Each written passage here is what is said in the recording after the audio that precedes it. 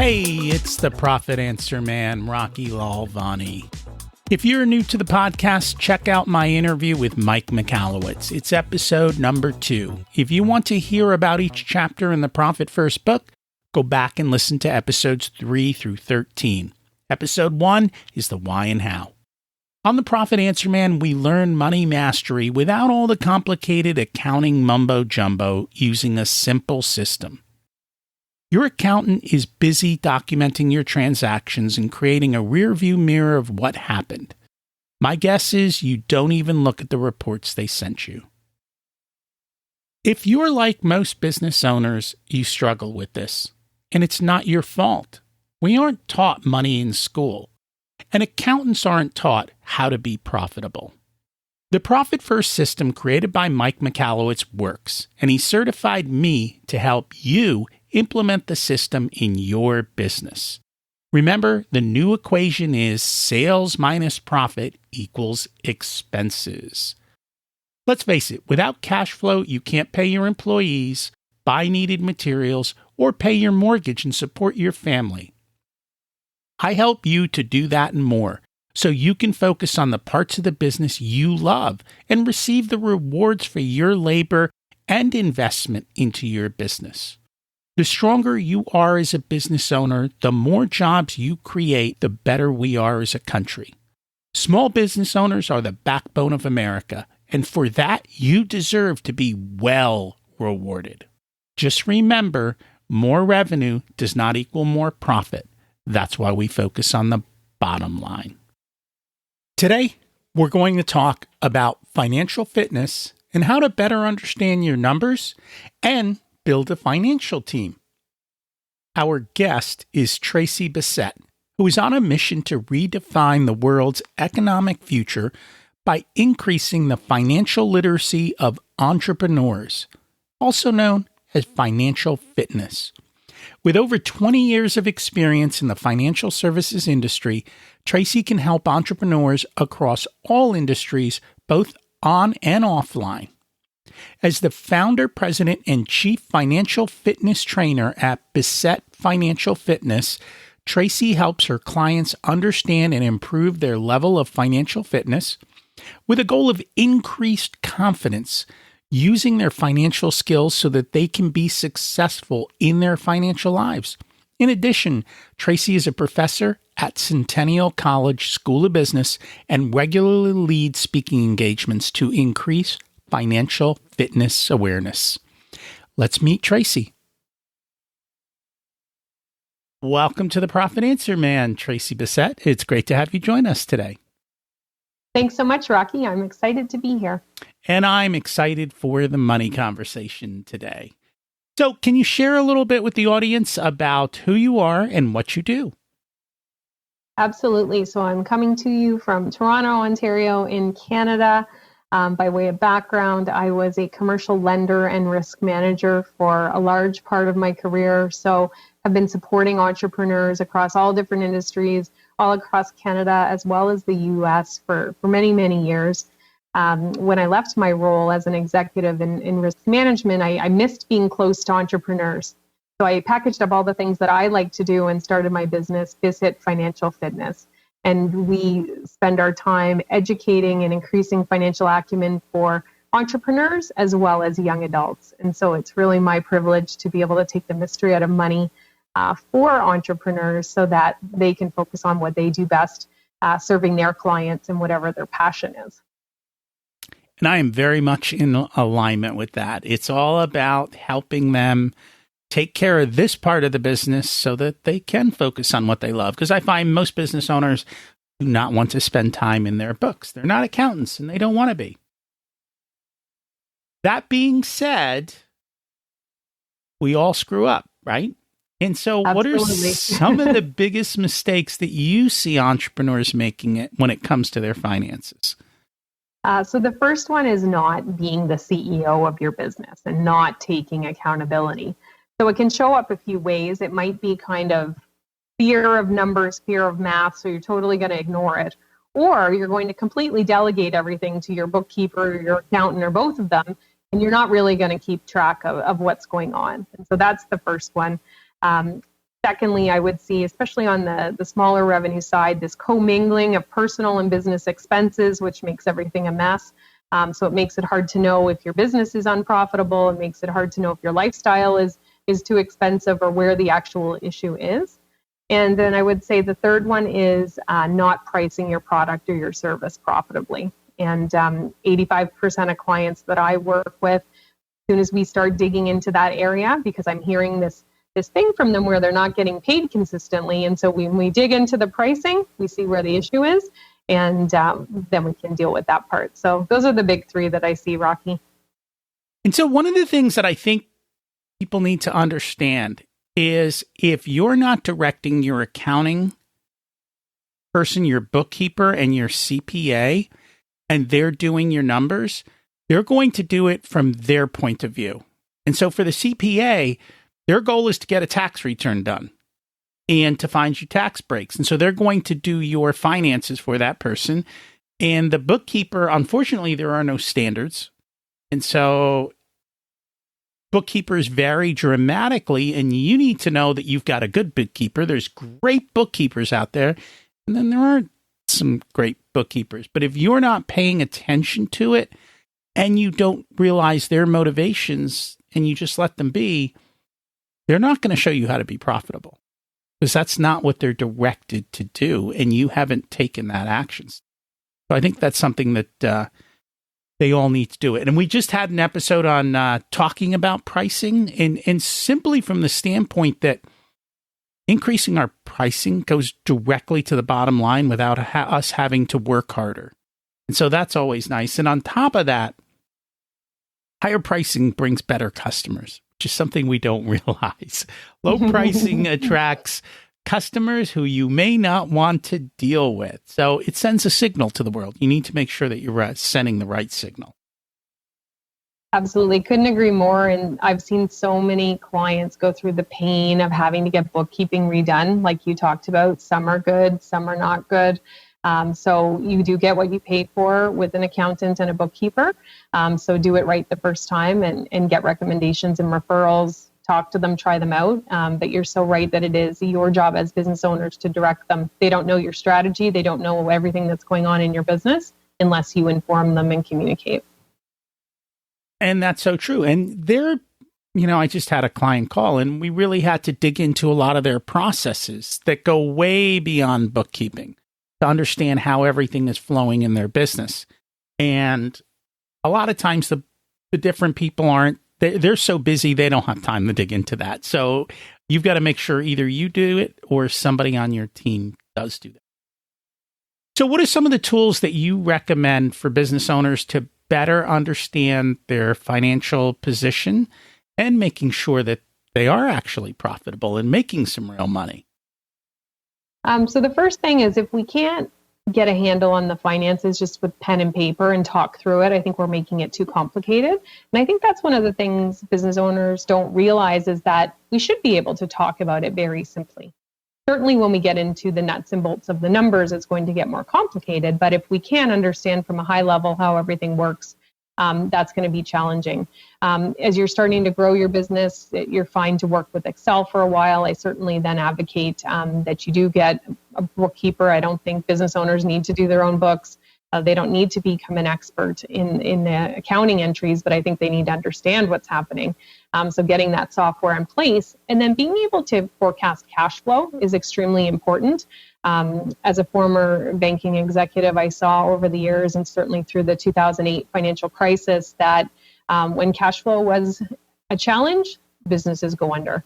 And a company can go under in as quick as 90 days if they don't have any other sources of cash, if their customers aren't paying. And so you can be highly profitable on paper, but if you've got all corporate clients who pay in 90 to 120 days, you're going to have a lot of challenges.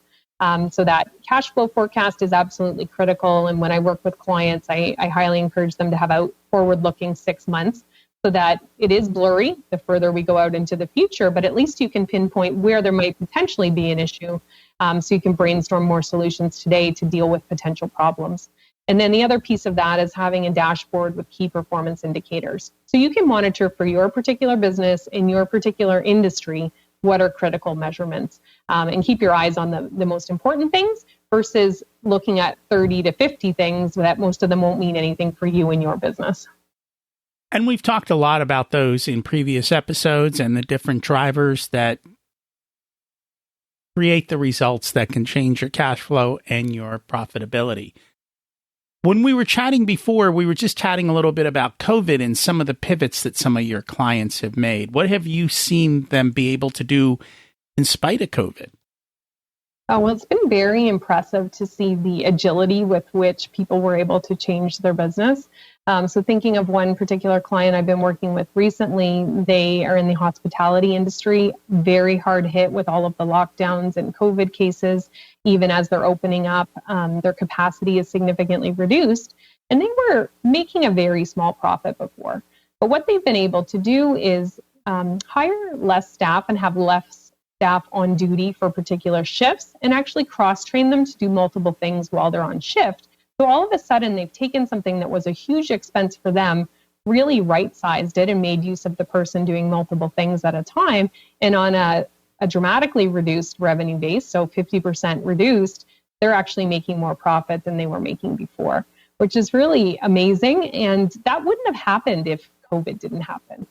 So I'm not wishing that COVID happened and not happy about it, but people have been able to make great things happen in spite of it and actually get deeper in their business and focus on what is important to them. They're finding it less stressful. They're working less. And so to make more money and work less, I think is everybody's goal. That is definitely my goal. And it's my goal for my clients. Everyone should work less and make more. And I've seen the same thing with many of my clients. They have pivoted during COVID and they've changed the way that they're doing business. And because of that, and it comes down to, you're not focusing as much on the top line, because for a lot of my clients, I told them, hey, your revenue is going to go down by doing this, but your profit's going to go up. So what you actually keep is going to increase. And so it's a hard thing for a business owner to accept. You know, it seems scary to cut your revenue hoping that profits go up. But when you run the numbers, it's clear as day that certain things can be much, much more profitable if you're willing to pivot. And then it's actually putting the pen to paper and doing the numbers to see that's the case. And it's funny now because for those clients that have done that, when they go back and they look at some of the products they were selling, even though they still sell them, they're like, those are no fun to sell. They don't have good profit margins. Like they think differently. They're like, I want to sell these things because that's just not putting anywhere near the revenue in my pocket that doing my pivot is doing for me. And so they've been happy with that. And society really puts this publicity and excitement around hitting sales levels. And it doesn't matter if you're not profitable. It doesn't matter what your sales are. And so I'd like to see that change a little bit because let's not be preoccupied by sales. The other thing too is that society also encourages us to be all things to all people. And so if we can really get clear on what we like to do best, what makes us the most money and the customers we like to serve, maybe we're offering less things, but we're doing it in a much better way. We're serving those people in a better way.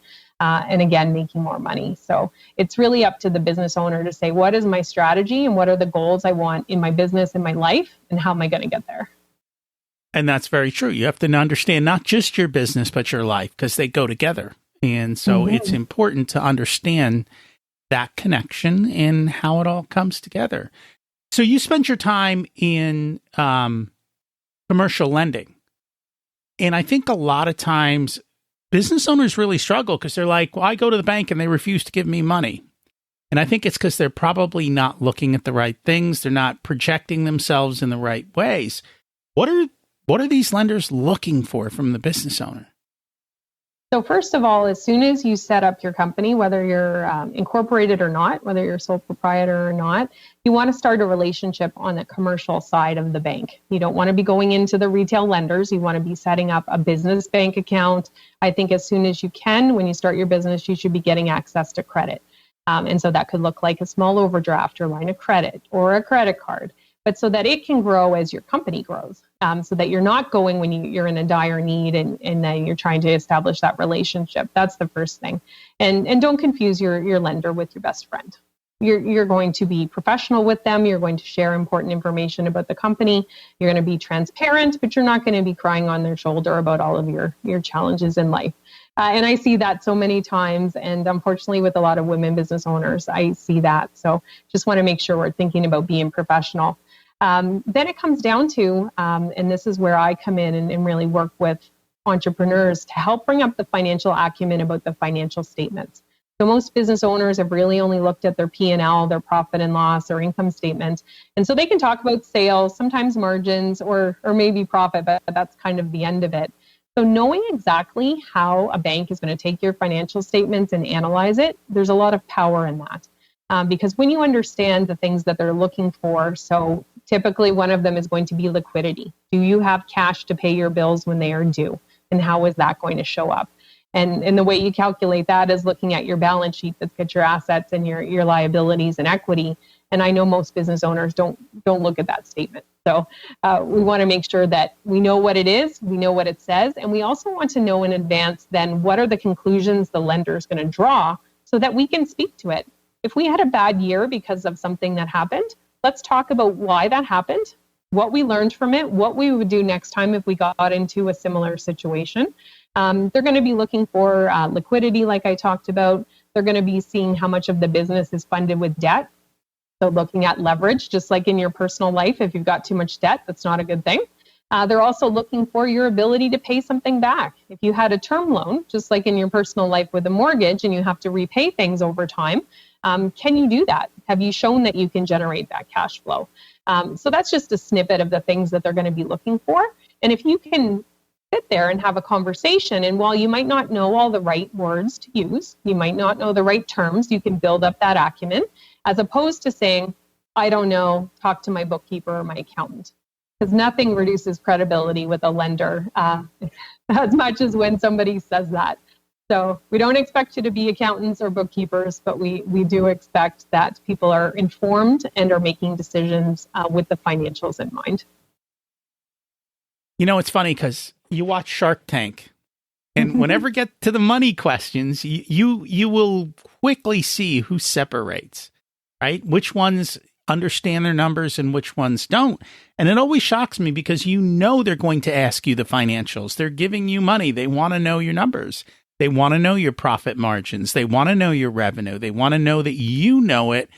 And what are all the factors that go into that? And the more confidence that you have in that, and the more you can explain it, the more confidence that the lender has, who's going to go to bat for you and say, hey, this guy understands his financials. That's one of the things that I love about Profit First is it shows how the money is flowing, and it shows how the money is coming in and going out. And it does show that you have profit, that you're paying yourself, that you're saving for taxes. And so the bankers look at that and they go, oh, I can see it. And it makes it a lot better for them as well. So let's go to the opposite way. What are entrepreneurs doing right with their money that they may not give themselves credit for? So I love to come at things from a positive angle. I talk about financial fitness. It's in the name of my company, because I think that the sooner you're mastering your money and taking control of it, you're going to have a different trajectory in your life, whether it's business or personal. And as soon as we talk about financial literacy, people are back on their heels and they're thinking about, oh my gosh, I don't know, I'm illiterate. So let's think about what are we doing right? Where can we move forward? Anybody who's been in business for 3 months or more, and has been running their business, they might come to me or come to you, Rocky, and say, you know, I don't know anything about numbers. I don't know anything about the math, the accounting, the financials. But if they've been in business for longer than 90 days, they do know how to manage cash flow. And so I say, let's start there. Let's start with the positive.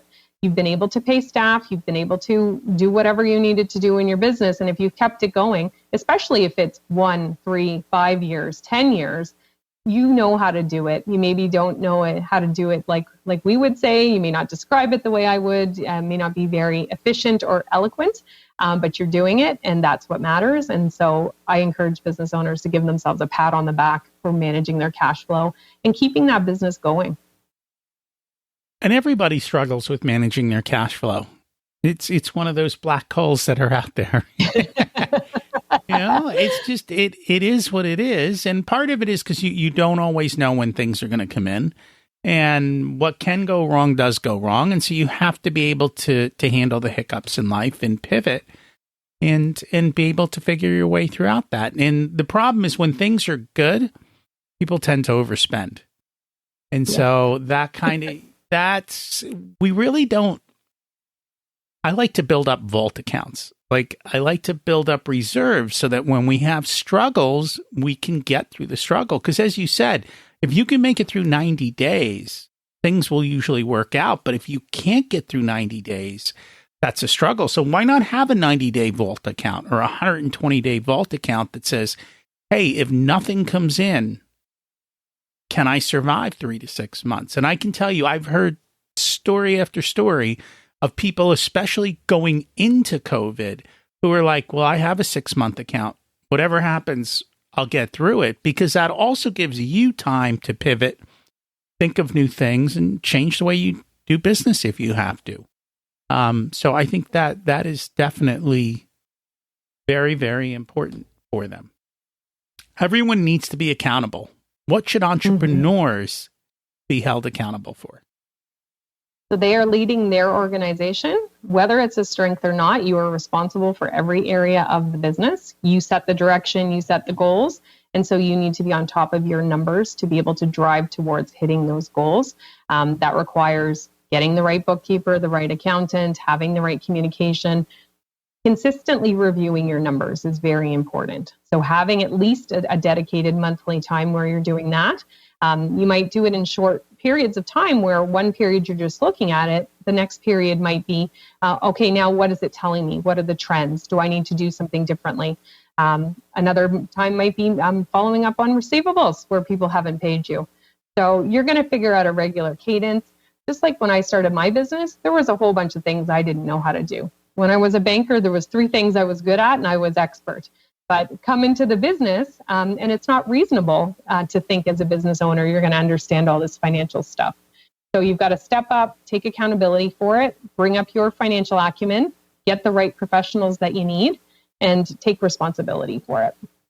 And I think that's the big thing. You can't do everything yourself, nor are you going to be an expert in everything. Like, don't come to me for marketing advice. Other than, is this marketing paying off? That I can figure out. But don't ask me, like, the actual marketing part is different. Same thing. Don't ask me how to manufacture stuff. I don't know.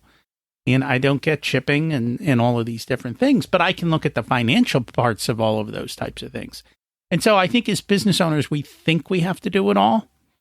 But having help is important. And then learning from others' mistakes instead of our own can also prevent a lot of the problems and a lot of the struggles. So what are some of the traits that you see for successful entrepreneurs? What are they doing maybe differently than people who are struggling? They're not afraid to ask for help.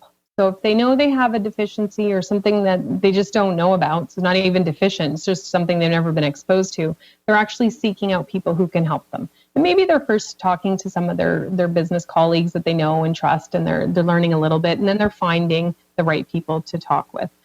They're taking responsibility for every area of the business, but still then outsourcing what they need to. But the responsibility and accountability lies with them. They're making plans for the future.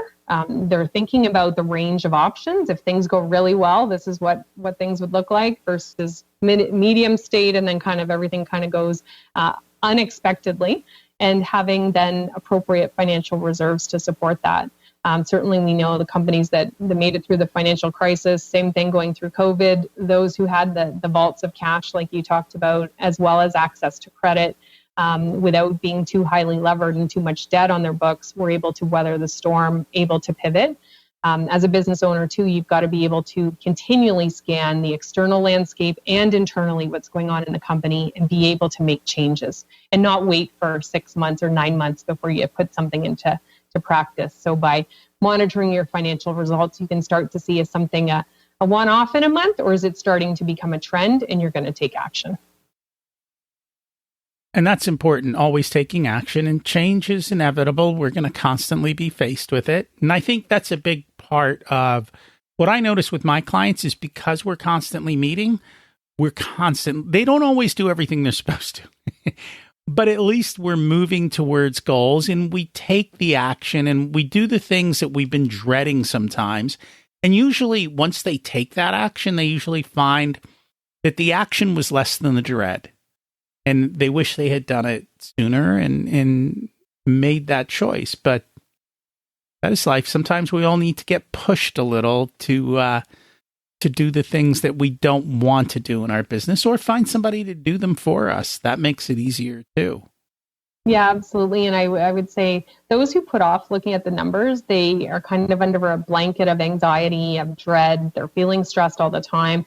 They're not focusing well on their clients because they've got half their mind on their money worries. But when you don't know the numbers and you don't know the severity of the situation, you've got this big monster almost that you're facing. But as soon as you can quantify it, then you move into a place of, usually it's not as bad as you imagined, number one. But then you're actually able to, with the help of professionals or figuring out plans with your own team, what can I do to actually solve this? And you're moving then into that place of action, and then you change the direction of your business. So it's much better to know the facts and then to be able to take action and come up with contingency plans. Or if the first action doesn't work, what else are we going to do? So true. So, and this is one thing, it seems like when there's a problem in business, if it doesn't have to do with money, people tend to take action faster. They seem to wait on their money problems longer. And I don't know if it's a money mindset issue. Is it fear? Is it like, do you know why that is? Could be a whole bunch of reasons. I know that I see that people are stuck in whatever their views are when they were a kid of what was happening in their families, like when they're 5 to 7 years of age. So I was fortunate. I was in a household, we talked about money pretty regularly. I loved money from a very young age, and I saw how to use it as a tool.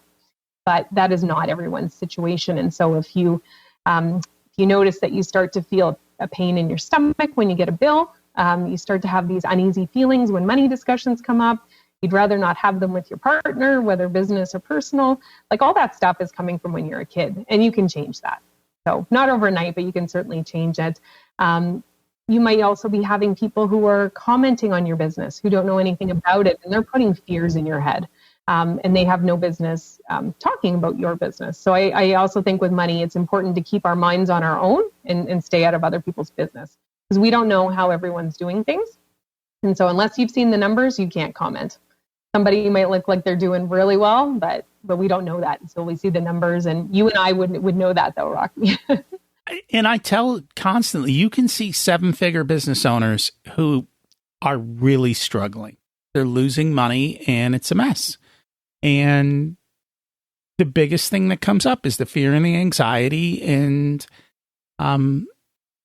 they just have a lot of shame around it. And it doesn't need to be that way. And as you said, when we first started, before we started recording, the people who come to us are the people who are in trouble.